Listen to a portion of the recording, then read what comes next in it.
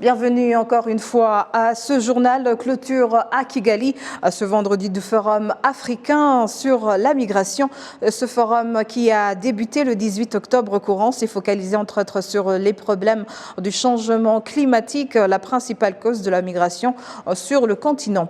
Le forum a déploré le fait qu'actuellement plus de 30 millions d'Africains vivent en dehors de leur continent suite aux multiples défis qui s'observent dans des pays africains.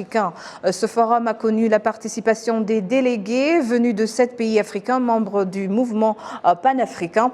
Ils ont été unanimes à affirmer que les Africains doivent lutter pour leur dignité, ce qui permettra de contenir tout ce qui handicape le développement du continent africain. Ils estiment que l'unité panafricaine est la clé de la réussite de tous les programmes visant le développement du continent. De notre jeunesse.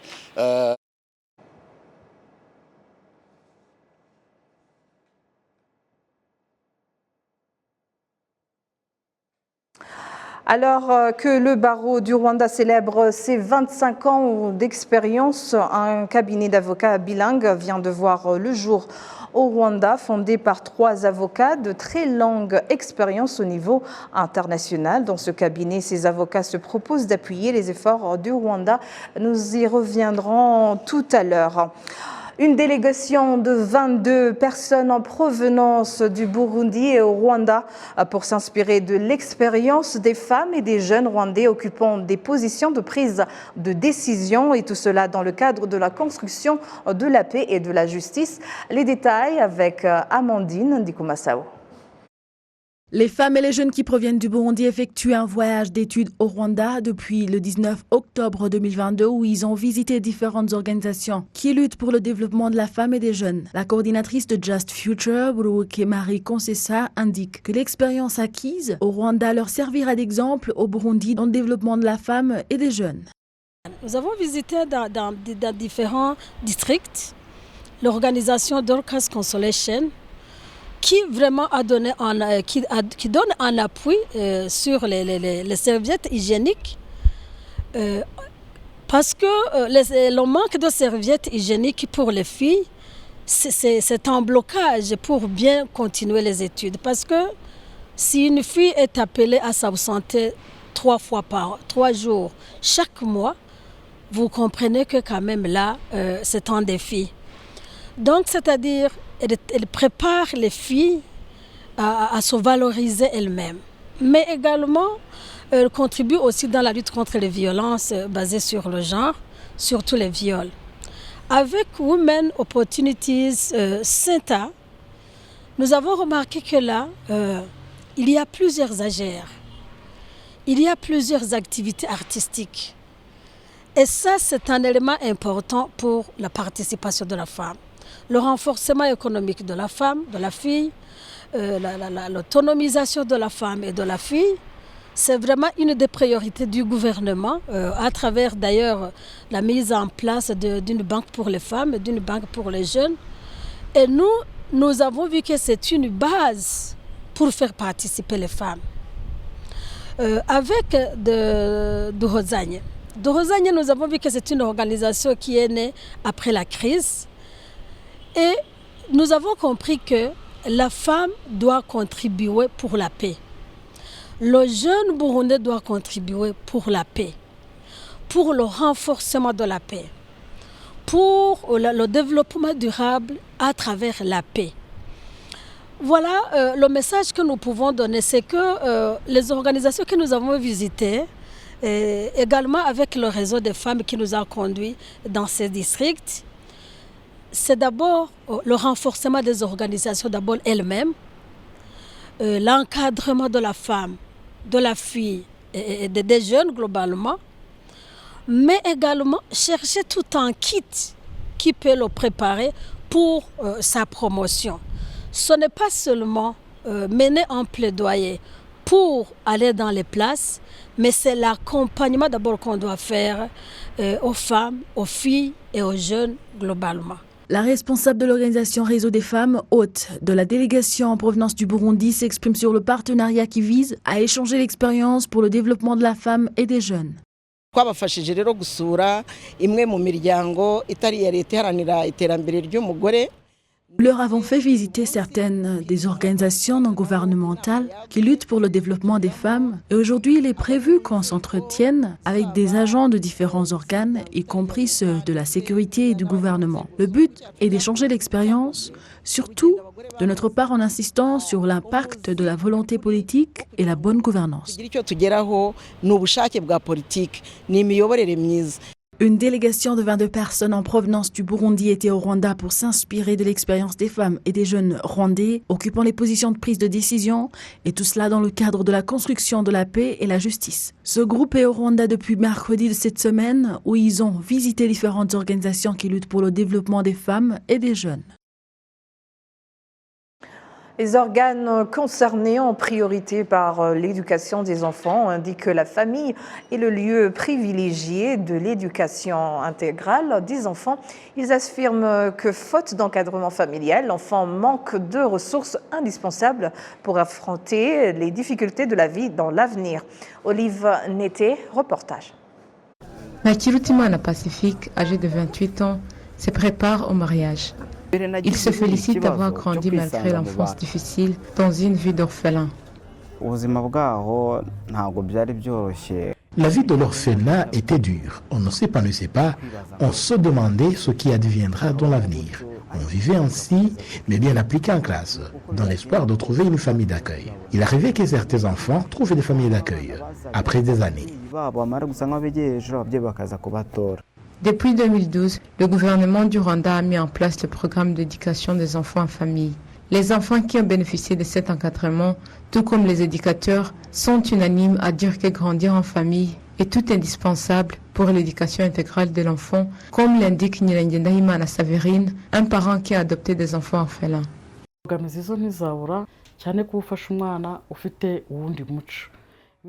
Les difficultés ne manquent pas, surtout qu'on a affaire à un enfant aux habitudes nouvelles. Ça vous demande de concilier ses habitudes aux tiennes et on s'efforce de lui montrer l'importance des études, que ce sont les études qui détermineront ce que sera sa vie dans l'avenir. Les experts dans la psychologie de l'enfant indiquent que l'enfant qui ne vit pas en famille se retrouve confronté aux multiples défis difficiles à franchir. Il y a des bénéfices d'être élevé dans des institutions qui prennent soin des enfants, mais il y a aussi des conséquences. Et les conséquences sont plus détrimentales à la vie de l'enfant que les bénéfices. Voyons, donc au niveau psychologique de l'enfant, il y a les abus des enfants au sein des institutions qu'on ne peut pas trouver dans les familles. Disons, un enfant qui est abusé par un autre enfant, qui est privé de ses biens ou de ses jouets. Donc au niveau encore un peu psychologique et émotionnel, l'enfant qui est élevé en institution n'a pas tout ce dont il a besoin. Et ça a créé une envie en eux, une envie des choses qu'ils ne peuvent pas accéder à l'institution. Le gouvernement du Rwanda intensifie une campagne de sensibilisation pour que tous les enfants trouvent des familles d'accueil. Depuis le lancement de ce programme en 2012, plus de 3400 enfants ont été intégrés en famille. Sur 39 orphelinats que comptait le pays, il ne reste que 4 pour le moment. Nété Olive, télévision rwandaise. Les statistiques du Centre biomédical du Rwanda montrent que la jeunesse est la catégorie la plus affectée par les pathologies mentales, avec en tête la dépression. Pourquoi cette catégorie est la plus menacée? Que faut-il faire pour limiter cette pathologie chez les jeunes? Élément de réponse avec le docteur Bizoza Rutakaire de l'hôpital neuropsychiatrique Karaes Ndera. La plupart de notre jeunesse s'est retrouvée dans une période où les choses ne sont plus comme avant. Dans la génération qui est passée, il y a dans la majorité des cas, dans la majorité d'emplois, les personnes qui finissaient les études automatiquement étaient engagées, ils obtenaient un travail. C'était plus ou moins garanti quand tu as fait de grandes études. Mais les changements au niveau mondial se sont opérés avec la crise économique mondiale qui a commencé depuis longtemps mais qui est en train de s'aggraver d'année en année. Ça fait que il y a beaucoup de jeunes, par exemple, qui finissent les études, mais qui ne trouvent pas de l'emploi. C'est là où je dis souvent que le problème à ce niveau de mentalité joue. Parce qu'il y a aussi beaucoup d'autres jeunes qui profitent des opportunités qu'il y a d'entrepreneuriat, des self-entrepreneurship, pour commencer certaines activités et se rendre ainsi utile. Alors souvent, quand je fais du mentorship ou bien du coaching, j'aime enseigner les jeunes de changer la mentalité, de ne pas toujours attendre des parents, de ne pas toujours attendre du gouvernement, de la société, mais en premier lieu de chercher en eux les solutions. Parce que la première source de richesse, c'est nous-mêmes. C'est nous-mêmes. Et le jeune, il a le potentiel de l'avenir et il a le potentiel qu'il a en lui. Il doit découvrir ce potentiel, le maximiser et l'exprimer. Et ce potentiel, ce sont les passions qu'il a en lui, ce sont les rêves qu'il a en lui, ce sont les idées qu'il a en lui, c'est ce qu'il aime le plus, qu'il peut donner, qu'il peut faire avec passion et le faire avec excellence. C'est ce qu'il fait, qui est beaucoup apprécié par les autres, ce qu'on appelle le domaine de son excellence, le domaine de sa passion. C'est toutes ces choses-là qu'il peut utiliser. Et aussi, c'est les dons qu'il a en lui. Des dons innés, des dons par l'auto-formation, par la formation classique, et des dons spirituels et d'autres dons.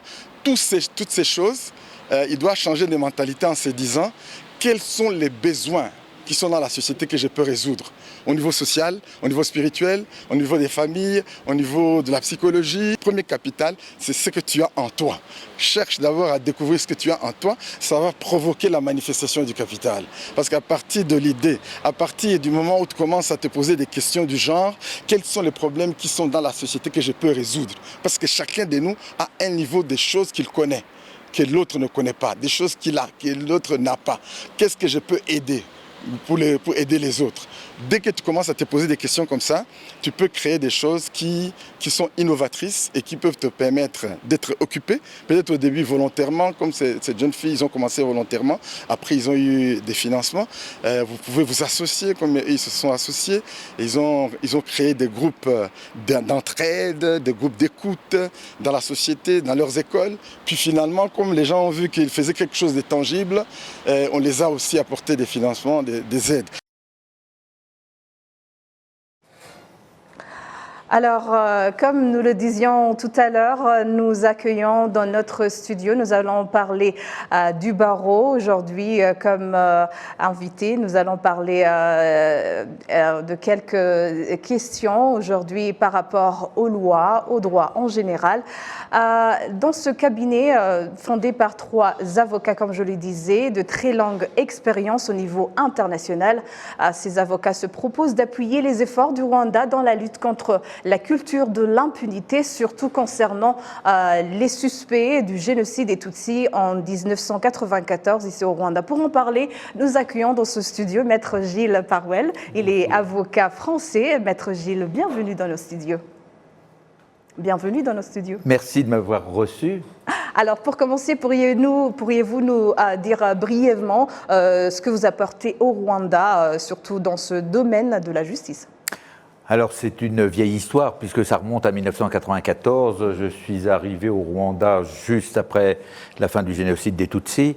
Et j'ai été amené à aider mes confrères à constituer un barreau. Il n'y avait pas à cette période d'avocats, il y avait des mandataires en justice, il n'y avait pas d'avocats.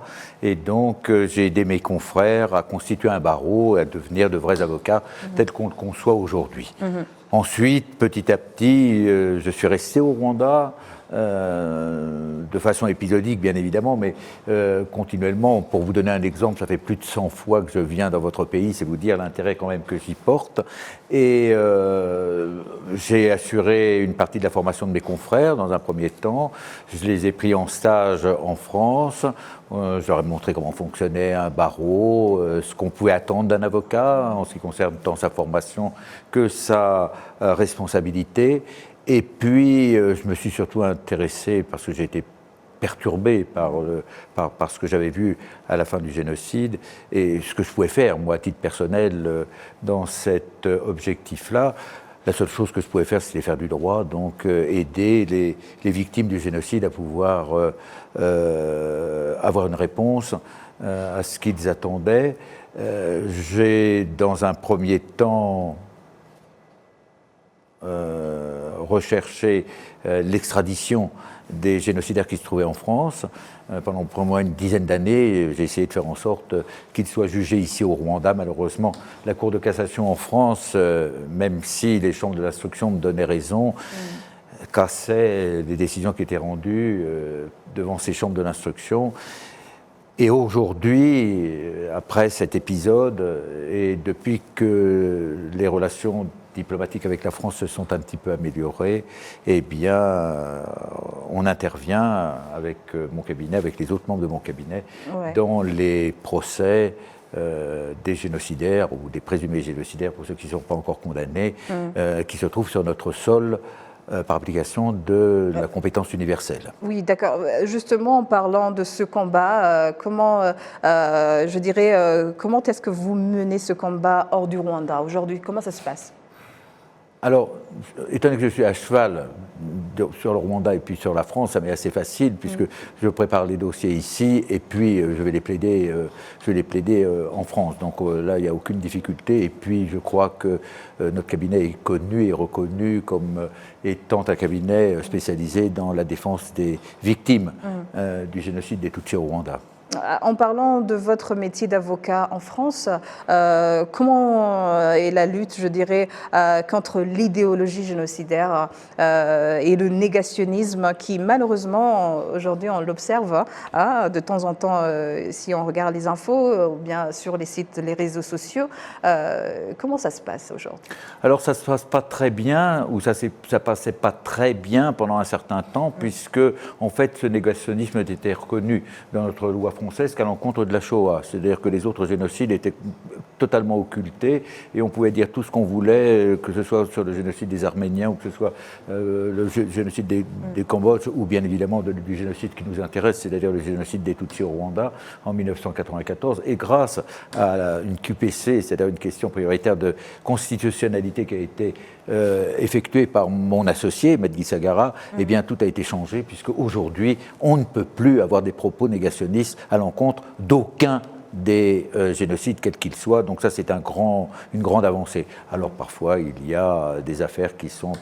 Mais bon, il y a eu quand même un progrès, il y a eu un progrès législatif et il y a un progrès dans les consciences. Et puis, vous savez, avec le réchauffement de nos relations avec le Rwanda, enfin je parle pas des miennes, parce que les miennes sont extrêmement fortes, donc, mais politiques, eh bien on s'est rendu compte que le Rwanda était peut-être quelque chose de tout à fait différent. D'abord, on a eu connaissance du Rwanda. Malheureusement, il y avait une grande partie de la population française qui ne savait pas bien situer où se trouvait le Rwanda. Alors ce qui se passait au Rwanda était un petit peu occulté. Aujourd'hui, c'est bien différent. Franchement, c'est bien différent. Moi, je vois quand dans les dîners en ville, il fut un temps où on me disait « Ah oui, toi, tu t'intéresses ». Alors, pour m'être agréable, on m'en parlait un peu, mais on ne savait pas qui était. Alors, c'est qui, c'est quoi, c'est comment. Alors qu'aujourd'hui, non. Maintenant, il y a vraiment une véritable connaissance. On s'intéresse dans les journaux. Il y a beaucoup d'articles et même sur des interrogations sur la politique de la France à ce moment-là. Donc, c'est quand même une avancée. Alors, parfois, à la marge, il y en a un qui dit une bêtise. Alors, bon, voilà. C'est tout à fait regrettable. Et bon, voilà. Alors, Maître Gilles, parlons de vous personnellement. D'où vous est venu cet intérêt, je dirais personnel, pour la lutte contre cette idéologie? Alors, je ne suis pas tout jeune. Hein. Donc, quand je suis venu la première fois en 1994, j'étais bâtonnier de mon ordre et j'étais très ouvert. On était très ouvert sur l'international. On avait beaucoup travaillé avec la Roumanie. On avait fait en sorte que nos confrères roumains puissent exercer de façon libérale alors qu'ils exerçaient de façon collégiale, collective plus exactement. Et on avait déjà cette connaissance, on était déjà reconnu comme étant un barreau très ouvert sur l'international et qui pouvait apporter quelques solutions aux pays qui étaient en difficulté. Et puis, il y a eu, tout de suite en 1994, au mois de septembre, je crois, septembre ou octobre, une réunion, et on a eu 2 mandataires en justice, c'est-à-dire des futurs avocats d'ici qui sont venus en France. J'ai eu la chance de les rencontrer, de dîner à côté de l'un d'eux qui m'a indiqué ce qu'était la situation de la justice au Rwanda. Je lui ai indiqué que je viendrais le voir, il n'y croyait pas, il s'était trompé. Quelques semaines après, j'étais au Rwanda, j'étais face à quelque chose indicible, enfin, que je ne pouvais même pas imaginer, que je pouvais pas imaginer. Et comme je vous disais tout à l'heure, je me suis dit, mais qu'est-ce que tu peux faire? Bon, je sais faire qu'une seule chose, c'est du droit, donc je ne pouvais que me tourner vers... Et puis après, je veux dire, quand on connaît la situation, on sait ce qu'on doit faire. Alors, si on regarde, comme vous l'avez aussi mentionné, il y a beaucoup de présumés accusés de génocide en France. Pourrait-on dire qu'il y aurait un impact dans le futur où certains accusés pourraient être sur la chaise des accusés et être vraiment... Alors je les connais très bien puisque j'ai tenté de les extrader pour qu'ils soient jugés au Rwanda. Donc je sais bien où ils sont et je sais bien qui ils sont. On a eu malheureusement des décisions, comme je vous disais tout à l'heure, de la Cour de cassation qui fait en sorte que par application d'une loi qui est universelle, bon, c'est vrai qu'il y a un principe de l'égalité des délits et des peines qui fait en sorte que s'il n'y a pas dans la juridiction du pays au moment des faits une peine qui est prévue, on ne peut pas renvoyer les gens. La France en était tout à fait affranchie quand il s'agissait de juger par fond, mais estimait qu'en ce qui concerne les présumés génocidaires rwandais, ce n'était pas possible de l'appliquer. Quoi qu'il en soit, aujourd'hui, avec la compétence universelle, on voit une progression des procès. On en a environ 2 par an. Ça prend quand même, vous savez, parfois 2 mois de notre vie professionnelle, 2 mois quotidiennement pour être présent dans un cabinet. C'est très lourd, hein, surtout quand il y en a 2 ou 3 du cabinet qui interviennent, c'est assez lourd. Mais l'objectif, c'est ça. Je ne peux pas imaginer un seul instant que ces personnes puissent mourir sans être jugées. Voilà. Qu'importe la décision, qu'ils soient jugés pour les faits qui leur sont reprochés. Le barreau du Rwanda aujourd'hui, il célèbre ses 25 ans d'existence. En tant qu'avocat, quel est votre, je dirais, votre sentiment par rapport à tout ça? Surtout que maintenant il y a un barreau un cabinet d'avocats qui vient d'être créé, qui sera bilingue. Quel est le sentiment que vous pouvez partager aujourd'hui? Moi, c'est un petit peu la finalité de ma carrière. Je ne suis pas un perdreau de l'année, vous en êtes quand même, vous avez observé. C'est un aboutissement. Bon, je veux dire, je suis avocat au Rwanda depuis fort longtemps, mais ce cabinet est vraiment l'assurance que demain on va pouvoir faire autre chose, parce que j'espère qu'on va tourner la page un jour du génocide des Tutsis, pas dans les mémoires, mais au moins dans les condamnations, enfin, ou dans les jugements plus exactement, je parle trop vite, dans les jugements, et le Rwanda est pour moi mon deuxième pays. Bon, je veux dire, c'est un pays de cœur où j'ai une véritable famille, j'ai un fils, j'ai tout, enfin je suis à moitié rwandais, il me manque plus que la coloration. Il faut que j'aille un petit peu plus au soleil. Oui. Alors, un mot de clôture que vous pouvez dire à ceux qui nous suivent en ce moment par rapport à cette célébration, je dirais, du barreau du Rwanda. C'est une très belle célébration, un très bel événement qui est fort bien organisé. Et puis, on est parti à 37. On était 37 quand on a prêté serment, quand les confrères ont prêté serment en 1997, le 30 juillet 1997. Aujourd'hui, ils sont 1500 avec des... Ah bah oui, voilà, voilà, vous avez eu le mot de la fin, waouh. Voilà. Alors, je vous remercie. Je rappelle que vous êtes... c'est Maître Gilles Parouel, avocat. Je vous remercie. Merci à vous.